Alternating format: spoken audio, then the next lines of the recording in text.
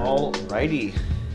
Hey there, YouTube. How's it going? Goon here, coming at you guys again with my 6th episode in the Acronym review series. Today, going over the Acronym 3a-5TS in the Laminate 1 variant. Now, I know I mentioned that I was going to be going over the Acronym J79TS this week, and because of some recent circumstances, this bag is actually on its way out, so I figured that I would make a video on it and get it all squared away before it's not in my hands anymore. That being said, I have something that is in its stead that I think you guys would find very interesting, so I'm going to have a video up on that shortly, somewhere in the next few weeks. But I just wanted to make a video on this now, just like I mentioned before, it's out of my hands, so we could talk about all of its interesting quirks and features and where it sits within the Acronym catalog.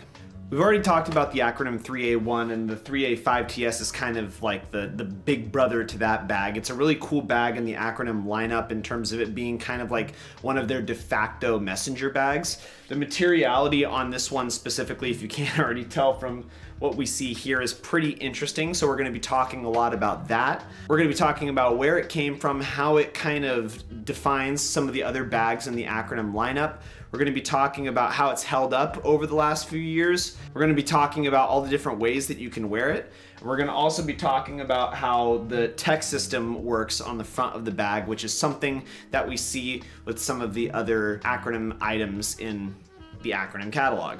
And then we're going to be going into some pros and cons of the bag.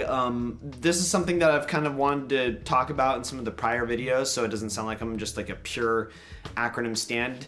All of this stuff is awesome, and it's a reason that I like to buy all the pieces, but some of the times it's not infallible, so I would have liked to incorporate it into some of the prior videos, but I'm going to start doing it now, just talking about some of the things that I think could be improved. And like the J27 video that we did last week, we're going to also be talking about how this version right here differs from some of the newer variants that are currently available on, well, while there isn't any 3A-5TS that's currently available from a retailer or a boutique, we can see how this one shapes up against other ones that just came out very recently, so we can kind of see how the bag has changed over the years and the different variants that have come about. So without further ado, now that we've laid all that out, let's get into the Acronym 3A-5TS. So the Acronym 3A-5TS is a messenger bag. It is a rectangular messenger bag that goes over one shoulder, similar to the 3A1, and it's one of the defining bags in the lineup of Acronym bags. Like the 3A1 and all of Acronym's other bags in their catalog, it's developed in conjunction with the Berlin bag making company Bagjack.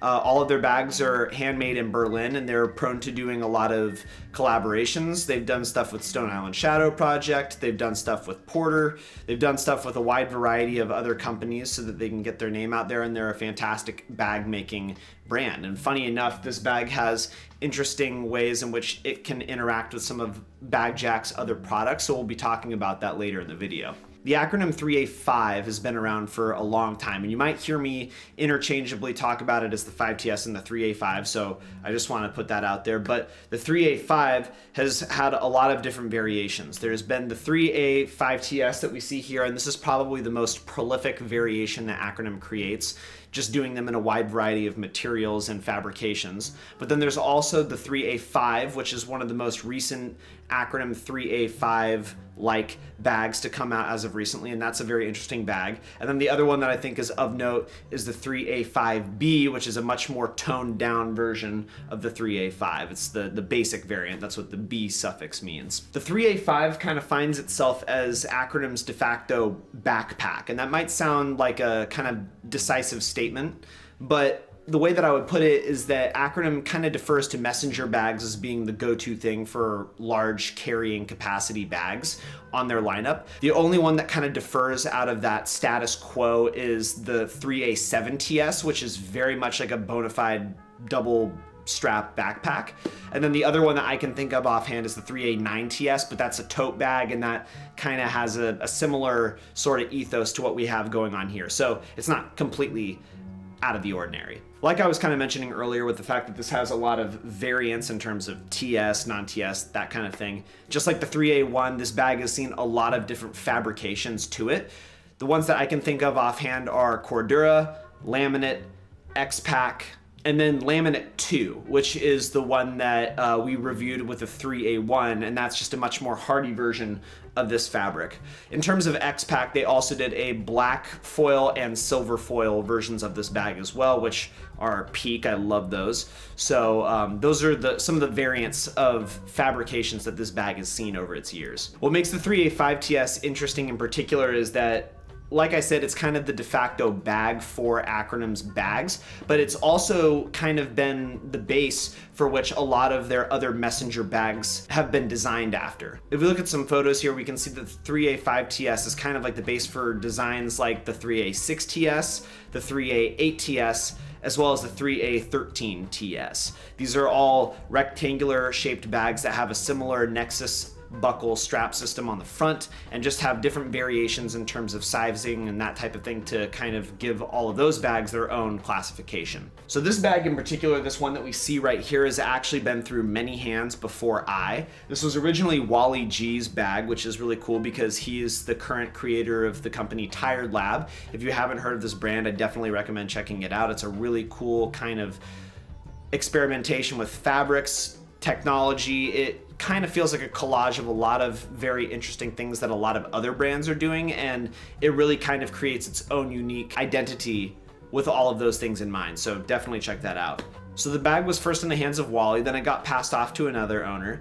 Then Dave Clardy ended up buying this bag, and he's a really cool member of the community. He ended up in my 3A1 video because I did some fit pics with him. Also free Dave Clardy. And then when Dave was looking to pass this bag on, I was really quick to try and snatch it up because the 3A-5TS is an amazing silhouette of a bag. The 3A-5TS does so much, and because of the TS nature of the bag, the way that you can customize it, it makes it feel like it's always a little bit fresher when you decide to put something new on it, when you decide to move it around, and it doesn't feel like you're kind of stuck with the same old bag because you're able to do so much with it. With all of that in mind, I think that's a good kind of note in which we can get into some of the more specific details of the bag and kind of get into the meat and potatoes about what it does. The other thing that I wanted to kind of get out of the way, and it's kind of weird that I haven't mentioned it yet, but I have no idea what season that this bag is from. I tried getting in contact with Dave. He said that he wasn't sure. I don't have a direct line to Wally, so I didn't want to ask that way either. But this bag has a lot of unique features that make it look like some other versions that came out in the early 2010s, but it also has stuff that makes it look way different from that. The entire top lid looks like it's made out of limonada. The rest of the bag is in laminate. It doesn't have a handle strap on the back, so it doesn't look like some of the newer variants. It's a weird amalgamation. So if you've seen this bag specifically in the past, let me know if you know what this season this came from. You can drop it down in the comment section. I have no shame in knowing that I'm not exactly sure when this came from, but it is an amazing bag nonetheless, and I love using it. So yeah, meat and potato time. Let's get into all the details of the 5TS. So as per tradition, we have to get into what the acronym of the 3A-5TS means, what 3A-5TS means as an acronym. The 3A means third arm, and that essentially is the denomination for any type of acronym bag. A bag acts as a third arm. It's a carrying device. It's given the name third arm or 3A accordingly. 5 is the fifth bag design that they've made, and then TS defers to text system, which is any type of product that utilizes a mole webbing patch that runs on the surface in any variety. The TS system can be seen across a lot of products. It's not exclusive to bags. There are TS bags, but there's also TS jackets and pants as well. And when a TS item is involved, it's typically kept in mind that you use those TS items with some of the module devices that Acronym also creates in conjunction with Bagjack. So you can move some of those mods from places on your bag to places on your jacket to places on your pants if you invest that heavily into the ecosystem.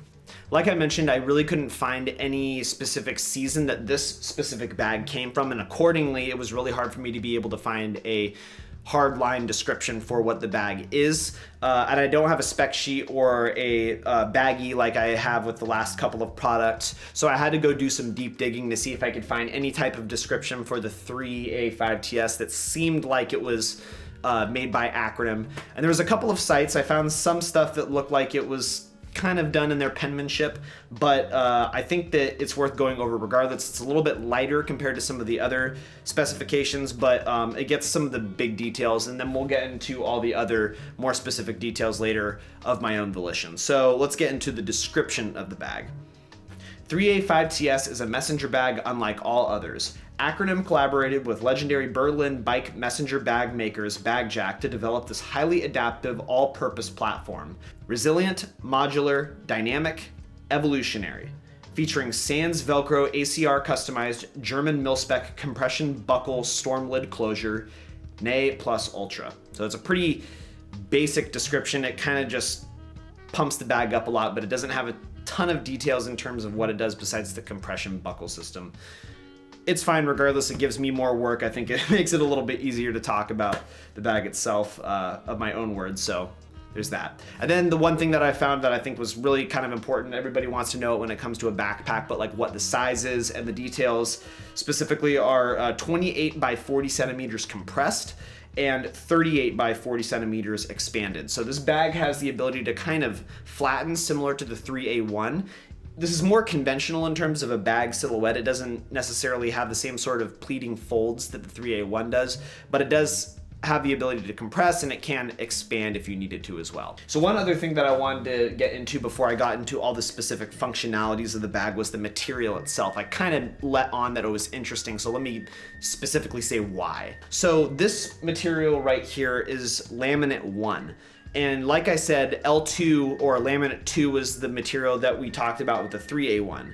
So the difference between Laminate 1 and Laminate 2 is mainly the difference in durability between those two fabrics. So durability is kind of an odd term because the way that Laminate 1 works is that it just has an incredibly harsh patina effect to the bag.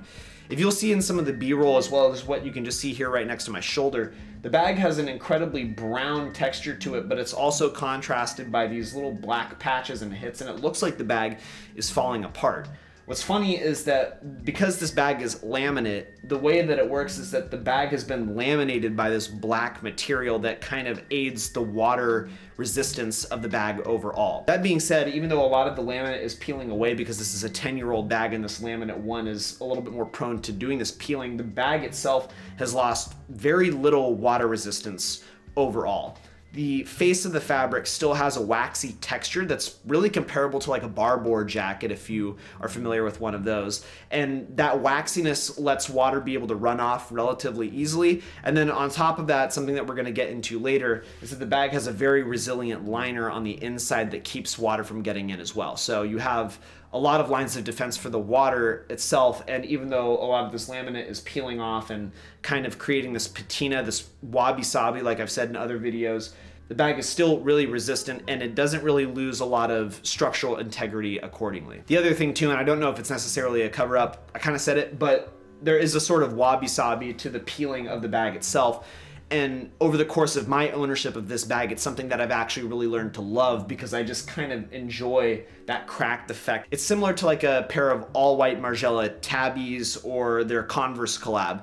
It's something that's kind of given this sheen, this coat, but over time it peels away to reveal this other fabric, and that texture that it creates is beautiful in its own right.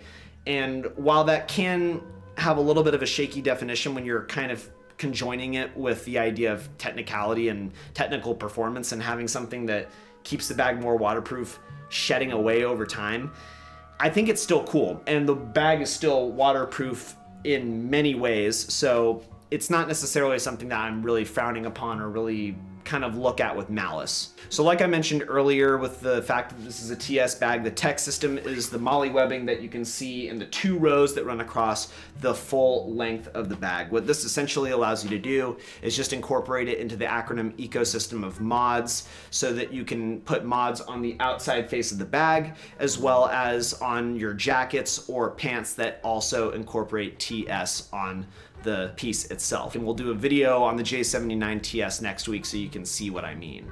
The thing about the TS system too, and it's something that I think people can keep in mind when they get other Acronym pieces with the TS system, is that it's not necessarily exclusive to Acronym mods and other pieces itself.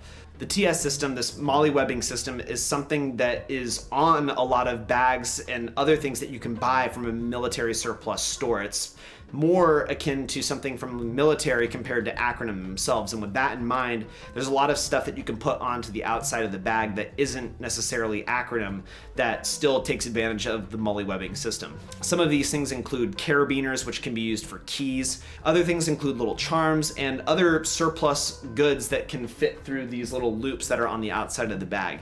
Don't feel like you need to be buying Acronym mods to still be able to take advantage of the system.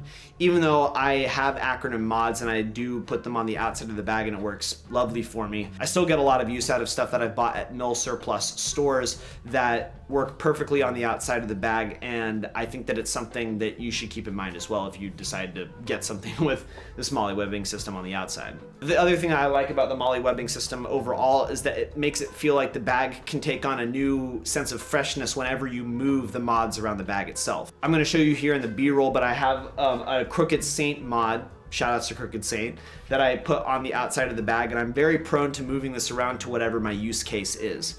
So sometimes I like having it over on the left side of the bag, sometimes I like having it over on the right side, but I can use the little hooks that the mod it has and be able to take it off and affix it to whatever point that I want so that it fits my use case best for whatever situation I'm going into. This mod in particular I like to use for my sunglasses because it's pretty flat facing, and because my glasses tend to be light, or because this part of the bag typically doesn't end up pushed up against other things, I like to be able to put some of that stuff in there accordingly. Sometimes I like to put my lens caps or other stuff that is really flat in this pouch as well, so I get wide use out of it. And I like being able to find other mods from mil surplus stores, or Acronym mods for that matter, that work for my use case so that the bag can take on a new level of freshness if I want to mess around with the configuration of the stuff on the bag. Outside of the Crooked Saint mod, I also usually keep a dispatch keychain over on the right side, and that has a fidlock magnet on it, so I'm able to get to my keys relatively easy just by reaching behind me and being able to pull them off. And I usually like to have a 3a MK3 over on the right side of the bag, so then that way I can put my wallet into it, and that doesn't necessarily need to be in my back pocket, and it's still relatively easy to access. It's just on the outside of my bag. That also works for my camera because my camera is relatively small, so it fits in that mod because of that. So it's really just up to you with how you want to be able to change and vary your use case for the bag itself. And for that reason, I really like the tech system overall because it allows me to be able to have this sense of expansion and ecosystem across anything that there is, or other Acronym products accordingly. So with the materiality and the tech system out of the way, some of the two big features, we can get onto all of the very specific details of the bag overall, starting from the very top all the way down to the bottom. The first thing that we're going to be seeing is the quick lock, quick release 3-point compression strap. One of the most notable and one of the first things that you see when you put the bag on or you see somebody wearing the bag. The quick release strap is a large, beefy 3-point strap compression system. The strap itself is made of a very significant, almost seatbelt quality like strap material, so it has this very heavy rigidity to it. And like I've mentioned, this is presumably like an almost 10-year-old bag, if not older than 10-year-old bag at this point. And with that in mind, the strap itself has very little wear on it, if any wear at all. Maybe just like a tiny bit of fuzzing towards the edges, and that's pretty much it. It's a very high quality strap. Outside of the quality of the strap itself, you do see some similarities in terms of how it's designed when compared to the 3A1 strap. The comparison is mainly in the quick release system, but the 3a-5TS is able to kind of do that system as well, but with a large, heavy backpack in mind. Because this is a large, heavy backpack, the strap is easily double, if not triple, the width of a 3A1 strap. It's a solid 2.5 inches when I measured it. And because this is a messenger bag and it's going to be held up way higher on the back compared to the 3A1 messenger bag or the 3A2, stuff like that, the strap has a certain shape to it that is made for that specific use case. When I say this, I'm talking about the fact that the buckle of the strap has a right angle to it, which is really unique in terms of strap design systems. If you've ever had a messenger bag and it's high up on your back, you might notice that the strap usually comes straight across your chest and then right up high into your armpit so that it can be compressed tightly against your back. And if you've had that issue, I've specifically had that issue with other bags, you'll find that the issue itself is the fact that it chafes your armpit. This hard angle that can be found on the strap itself aims to be able to prevent that, and it allows the strap to be able to hitch down and fall far under your rib cage so that you don't get that chafing effect. The uniqueness of the strap doesn't end there. It also has a really large buckle that can be used to get out of the bag quickly if you need to. I like to use the buckle when I'm sitting down into a car or on a bus and I don't necessarily want to pull the strap all the way over my head to be able to get out of it. The quick release system allows me to be able to get out of the strap easier even if I want to do it that way, but if I really don't want to do it that way, the buckle allows me to be able to escape from the bag in this sense. So it's nice to have on there. The bag also has two little fasteners that you can find at either contact point for where the strap connects to the rest of the bag. This allows you to be able to change the variability in which it sits on your back. I use this pretty minimally. The quick release strap allows me to be able to get it onto my back in a very wide variety of ways, so I typically don't touch those, but it's there for you if you need it. The strap also has a shoulder pad, which is great for this bag because the bag itself is so large, so if you decide to put a lot of stuff in there, having that little bit of extra comfort on your shoulder is very appreciated. It has saved me in a wide variety of times. And then the final thing about this strap, it's the one thing that makes it a 3-point strap, is the buckle that you can find at that angle on the strap itself. This allows you to be able to unbuckle the strap that is at the base of the bag itself and be able to connect it to this chest portion of the strap so that you can have a 3-point compression system and that you can fasten the bag to your back even tighter than it was without the 3-point system. This is mainly used with biking in mind. Like I mentioned, Bagjack is a bicycle messenger bag making company. So this 3-point system is mainly used so that if you are on a motorcycle or if you're on a bicycle, or to be completely honest, if you're in any type of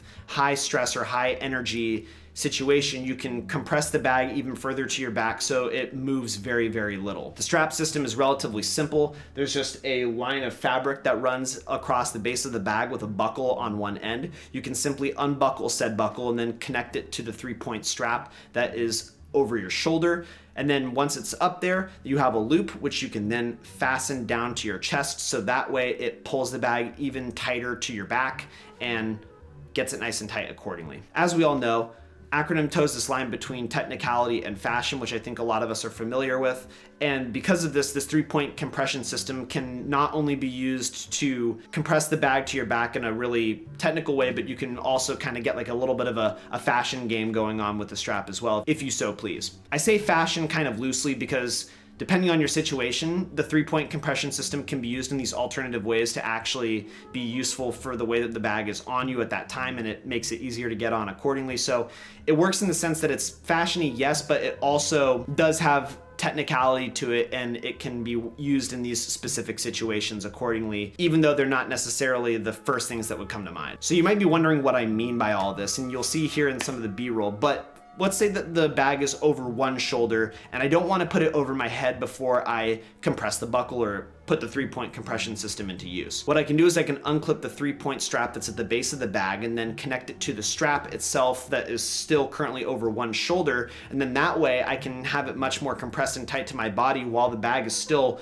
mainly focused on one shoulder or mainly weighted on one shoulder. This just allows for a kind of interesting pattern in which the straps work across your body. It works in a fashionable sense, but what I'm trying to mean by a technical sense as well is that you can use this if you're in a high stress situation and you want to just compress it right then and there. I've done it in sometimes when I'm getting out of a car and I'm running straight to a class or running straight to a meeting that I need to be in or something similar. So it's worked for me in both senses. I think it's a little bit more fashionable, but that's there if you want it. And in a very similar situation, if the bag is still over one shoulder, another thing that you can do is that you can unclip the 3-point, like I mentioned prior, and then you can run it over your shoulder compared to across your ribs. And then that is honestly a little bit more of a stable way of utilizing this 3-point system outside of the main way that it's intended to be used. The last way that you can wear it that I think is of note is when the strap itself, the compression strap, is still clipped in at the base of the bag. What you can do is you can run your arm through said compression strap and wear the bag in a very typical backpack manner. All you have to do is really tighten up the strap over one of your shoulders, tighten the one that's over your left shoulder, that's usually where it finds itself on my shoulder, and bada bing bada boom, you've got a backpack that out of a messenger bag. So that's what I really like about the whole 3-point compression system that's on the 5TS. It's a lot more than meets the eye, and I think it's a really cool way in transitioning the quick lock, quick release system on the 3A1 to a bag that's way bigger. As a brief aside, I wanted to mention how this bag compares to newer bags, and something that I think is of note is that newer bags typically have a strap that runs between both of the contact points of the quick release strap itself. What this is typically used for is a luggage handle or some type of way that you can hold the bag outside of using just the over the shoulder strap itself. That's something that I really like because that little handle allows you to be able to maneuver the bag onto the seat of a car or into a bus or something similar a lot easier than how it is currently, because you have this really easy contact point system to be able to handle the bag via its main weight axis. So it's easy to just kind of set it down in places accordingly. The other thing that I want to note is that when you hoist the bag up onto your back really tightly, you have this long excess bit of fabric that hangs down accordingly. It's the extension of the strap. And on this old variant, you don't have a way to be able to clip that in any way. The only way you can really do it is by folding it in under the strap or wrapping it around in any way, but you don't have a clip like you did on the 3A1. So that large dangling bit can be a little bit annoying to some people. I don't mind it. I think it looks kind of cool. The dangle is interesting to say the least for me. The lack of a clip could be annoying to some. And there's also no clip for the little compression buckle system as well either. So those are just some differences between this old variant and the new variants that there are. So moving down from the quick release strap, we have the lid of the bag itself. It's pretty simple. There's not a ton to talk about, but there are some unique things. The lid itself has actually been something that has been repaired since the initial bag itself. It's something that has been repaired by Bagjack themselves. Some of the little details that you can see on the lid of the bag is that it holds the top portion of the Nexus buckle system that we will be getting into later. The buckles rest on the lid of the bag itself. The other thing that is noteworthy is that, like some of the other old Acronym products that I've reviewed in the past, there is some minute Acronym detailing on the bag itself, with this in particular being the ACR Dynamics tag that you see up in the top right. It says sea, land, air, and space information, which I think is a cool little detail and has the Acronym logo in the olive trim detailing. I like this little detail. It's on some of my other pieces. It's pretty cool. Going from the Nexus buckles onto the lid to the actual full buckle system itself, we will now be talking about the Nexus buckle system. The way that it works on this bag is a little bit more extreme than what we saw on the 3A1. What I mean by this in particular is that the buckles themselves have a really long rail of fabric in which they can move up and down the bag itself. So compared to the 3A1, where it was just this tiny little bit of fabric where you can kind of change the variability in which the lid stayed fastened, this is like that on steroids, and that the strap itself is just huge. This rail of fabric is the entire height of the bag itself. So what this essentially allows you to do is, depending on whatever you decide to put in the bag itself, it lets the lid be able to fasten to the buckles variably depending on whatever you decide to put in the bag. Sometimes I like to have the buckles down really low when I have very little stuff in the bag itself, and then there are times where I've got a ton of stuff, we will see that shortly, a bunch of items in the bag, and the lid can barely get shut, and I'm allowed to move these buckles all the way up to the top of the rail and fasten the lid itself so it's not stuck being open. I'm able to actually close it in a wide variety of ways. The other thing that's actually worth note with these long rails of fabric as well is that if you have a long cylindrical tube, or in my case, a tripod that you want to move with your bag, but you don't necessarily want to be holding on to it, you want it to be secured to something, these rails actually work as a great way of being able to hold on to a large cylinder, a tube, a tripod, and you can run it through all of these straps and then pull the lid down, so then that way it can be a little bit more tight. I'll have a shot right here on my Instagram of how I was using it with a tripod when I was going out into the woods. I like these rails because of that extra little bit of functionality that they give the bag, but it's a really simple system at that. So we already kind of talked about the tech system, but I think it's still worth going over some of the minute stuff. Yeah, you can put a wide variety of mods on there and other military surplus goods on there as well. This set of mollywebbing in particular is kind of unique because it has the third arm logoing on the mollywebbing itself. Acronym have been known to put their third arm logoing on the MOLLE webbing of some of their other bags like the 6TS and the 5TS as well in past iterations of the bag, but on those in particular, it's usually like a little strap mod that sits on the MOLLE webbing itself. It's not directly screen printed on, and in this case, it is actually screen printed on, so that makes it kind of unique at that. Final outside detailing of the bag that I think is worth noting, and it's kind of just as subtle as the lid of the bag itself, but it's the reinforced base of the bag. What I essentially mean by that is that the bag has these reinforcements that are at the corners of the bag itself, the high wear points, so that the bag can maintain its structure and its structural integrity over the many years of use that it was destined to have. The reinforcements themselves have held up spectacularly over the last 10 years of use. There's only a little bit of fuzzing on the reinforcements themselves and no structural integrity loss, and that's something that I find to be very impressive.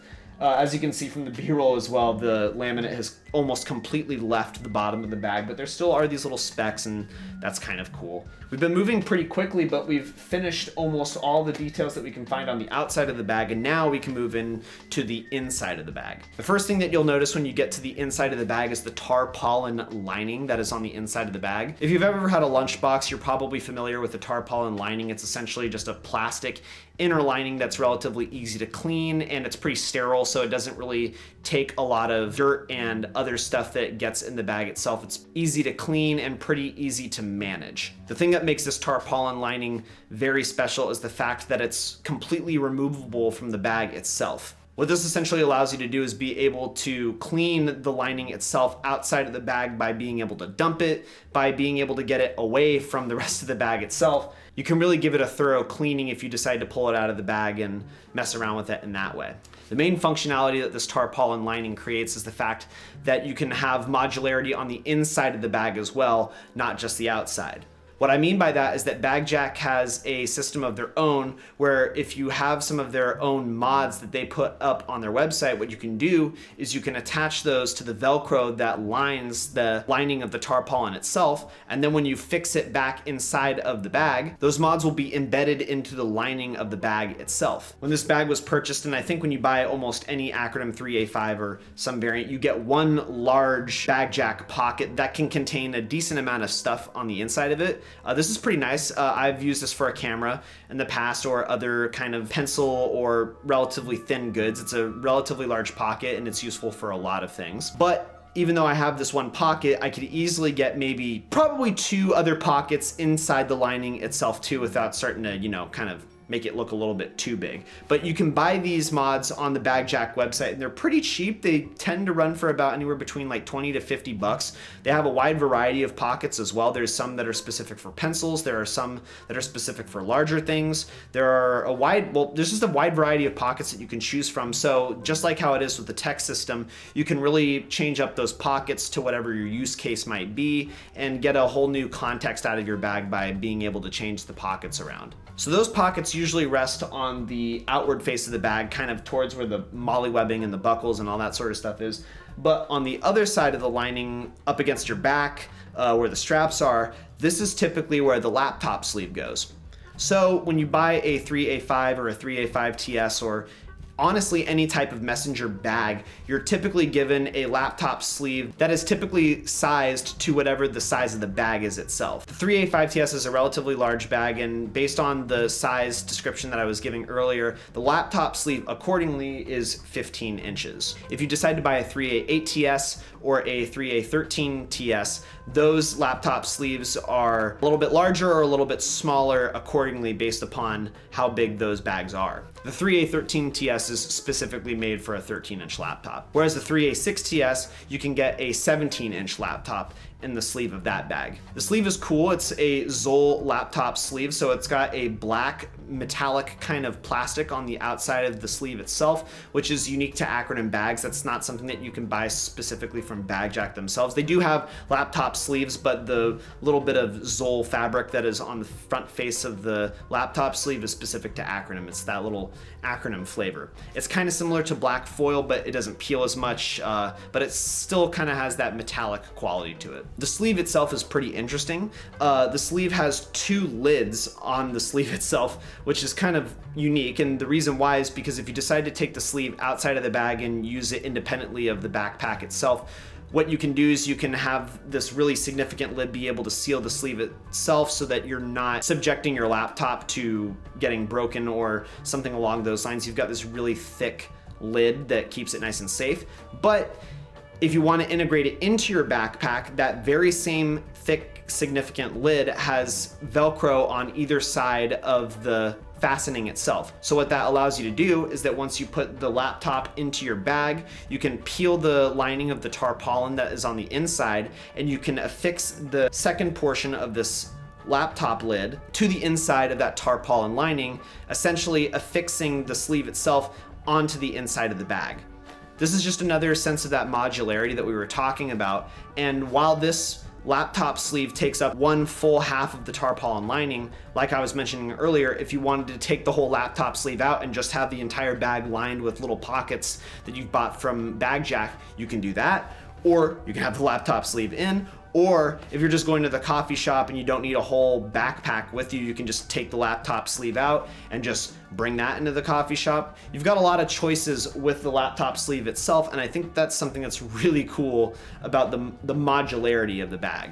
Like I mentioned, the laptop sleeve has this little bit of black zoll that is on the front of the sleeve itself. That zoll face also acts as a little area where you can store papers or other really flat objects on the front of the laptop. I usually like to put my external charger in there because that's pretty flat and it fits right into that front facing portion really easily. So that might have been brief, but that's all the details of the bag. I mean, the 3A1 I kind of beefed up a little bit because that's like the Acronym bag, but even though this doesn't necessarily have as much rich pocket functionality that I was able to name with the 3A1 because that's all embedded into the system, I really have to stress that you can make this way, way, way more complicated than a 3A1 or some of the other smaller bags because of how much modularity is incorporated with this tarpaulin lining. While I only have one pocket personally, and that does me perfectly, I have to tell you that you can put in so much into the tarpaulin lining itself that you can really make this thing a super complicated bag, all in the shape of a 15-inch laptop carrying messenger bag. This video might be a little bit shorter because I wasn't able to, talk about a lot of very specific functions, but I think that the bag itself is really complicated if you want it to. It can be very simple if you want it to, and that's the beauty in it. With all of that in mind though, I still have to talk about a few points, and one of those is how it's held up. So like I've mentioned, this is almost a 10-year-old bag, if not older. I'm not totally sure. It could be older, it could be a little bit younger. With that in mind though, it's an amazing quality for being a 10-year-old bag that has been used. There's no extreme structural issues with the bag. The only thing that I think was the big kind of facelift for the bag was the lid itself, and it was put on perfectly. So there's really nothing wrong with the actual lid. So there's that. And like I mentioned earlier, while the patina on the bag is strong, you saw with the tarpaulin lining, you saw with the kind of waxy face of this bag, the waterproofness is still A1. So you're still getting a really nice waterproof quality bag with a really nice aesthetic to it as well.